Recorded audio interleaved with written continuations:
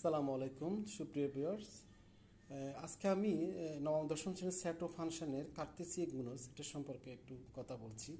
যেমন আমরা একটা সমস্যা সমাধান করছি, যেমন পি ইকুয়াল টু দেওয়া আছে 1 2 3, কিউর মান হলো 3 4। তাহলে আমরা পি কিউর মধ্যে কার্তেসিয়ান প্রোডাক্ট করবো, মানে কার্তেসিয়ান গুণজ। প্রথমে আমরা লিখবো পি ক্রস কিউ। তো পির যে মানটা পি সেটের মধ্যে কি আছে 1 2 3, কিউ সেটের মধ্যে 3 4 আছে। প্রথমে আমরা সেকেন্ড ব্র্যাকেট বাইরেটা আমরা সেকেন্ড ব্র্যাকেট দিব, তারপর ওয়ানের সাথে 3 আসবে একবার ফার্স্ট ব্র্যাকেট দিয়ে, আবারও ওয়ানের সাথে 4 আসবে, তারপর হচ্ছে যে টুর সাথে 3 আসবে, আর টুর সাথে 4 আসবে, তারপর 30 সাথেও 3 আসবে, 30 সাথে এখানে 4 আসবে। ঠিক আছে, বাইরে সেকেন্ড ব্র্যাকেট হবে।